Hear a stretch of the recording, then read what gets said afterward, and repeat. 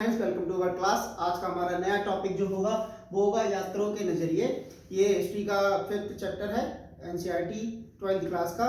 तो आज हम जितने भी इसके एक नंबर के जो एमसीक्यू या एक नंबर के क्वेश्चन होंगे उनके बारे में आज हम इस पूरे चैप्टर में जितने आने वाले हैं उन पर डिस्कस करेंगे। ठीक है, चलिए।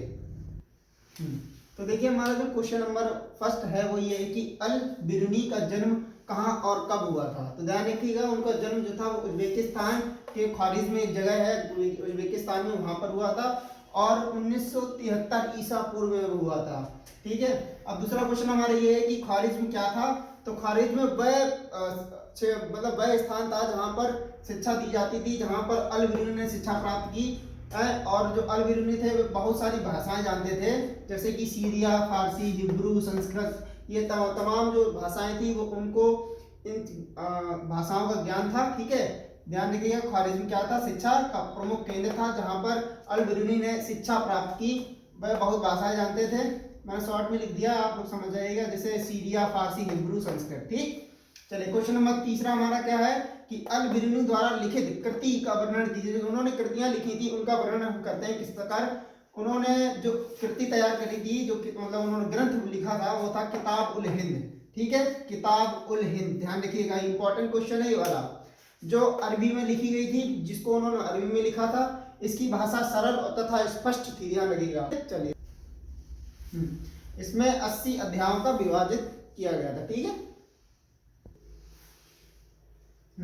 तो हमारा क्वेश्चन नंबर जो 4 है वो ये है कि अल बिरुनी ने अपने लेख किन भाषाओं में लिखे थे। तो उन्होंने जो अपने लेख थे वो अरबी में लिखे थे, परंतु क्या था, उन्हें संस्कृत, पाली, प्राकृतिक ग्रंथों को अरबी में अनुवाद तथा रूपांतरण की जानकारी थी। मतलब इन सभी भाषाओं को वो अरबी भाषा में रूपांतरण या अनुवाद करना जानते थे। ठीक है, और जो लेकिन उनके सारे लेख जो थे वो अरबी में थे। ठीक, जो हमारा क्वेश्चन नंबर 5 है वो ये है कि इब्न बतूता द्वारा लिखा यात्रा वृतांत किस नाम से विख्यात था। तो किस नाम से विख्यात था, तो वो रिहाला नाम से विख्यात था, ध्यान रखिएगा, रिहाला नाम से विख्यात था और अरबी भाषा में लिखा गया था। ठीक, और जो क्वेश्चन नंबर 6 है हमारा वो ये है कि इब्न बतूता किस मुगल सुल्तान के दरबार में गया था। तो ध्यान रखिएगा, उस टाइम पर जो सुल्तान थे वो मोहम्मद बिन तुगलक थे।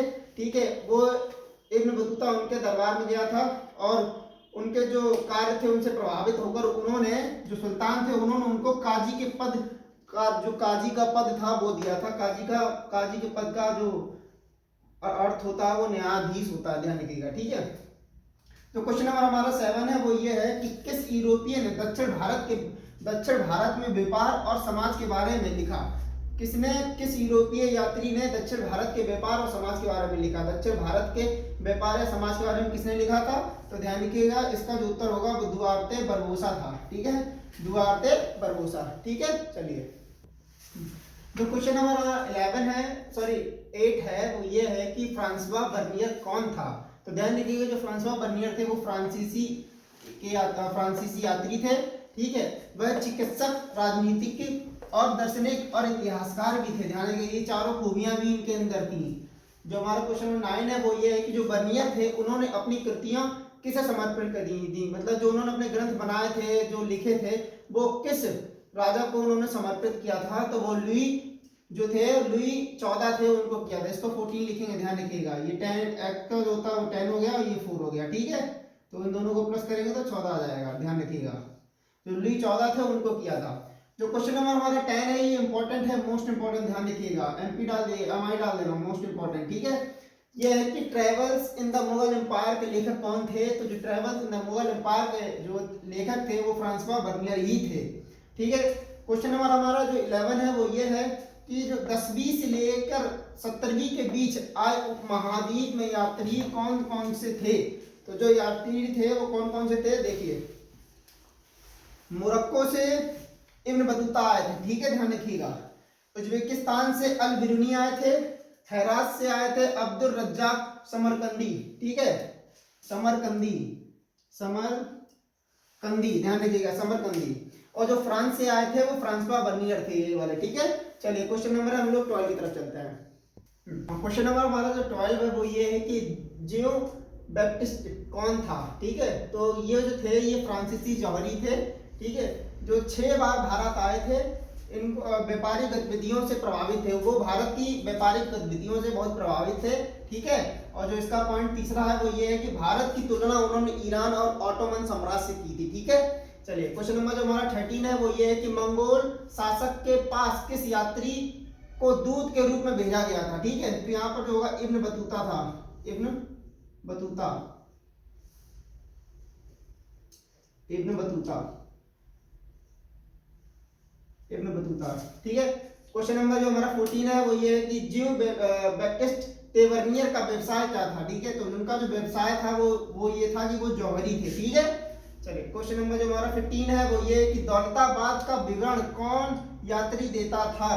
तो जो उनका दौलताबाद का जो विवरण था वो किस यात्री ने दिया था, तो वो इब्न बतूता ने दिया था, ठीक है। क्वेश्चन नंबर हमारा 16 ये है कि दारा सिकोह का चिकित्सक कौन था, ठीक है। तो वो जो थे वो फ्रांसवा बर्नियर थे, ठीक है। चलिए क्वेश्चन नंबर जो हमारा 17 है वो ये है कि दावा और उल्लुक, सॉरी दावा और उलुक क्या थे, ठीक है। तो दावा का जो मतलब था वो था कि पैदल डाक प्रणाली, ठीक है। और जो उलुक का था वो था घुड़सवार डाक प्रणाली, ठीक है। चलिए ये यात्रियों के नजरिए का ये जितने भी 1 नंबर के क्वेश्चन आपसे पूछे जाने वाले हैं वो हमने इस वीडियो में करा दिए हैं। अगर आपको और भी कोई क्यूरी हो, कुछ भी क्वेश्चन हो तो आप मुझे कमेंट बॉक्स में जरूर बताएं, ठीक है। आज के लिए इतना ही। अगर आपको ये वीडियो अच्छी लगी हो तो वीडियो को लाइक करें, अगर आप चैनल पर नए हैं तो चैनल को सब्सक्राइब करें। Thank you so much for watching.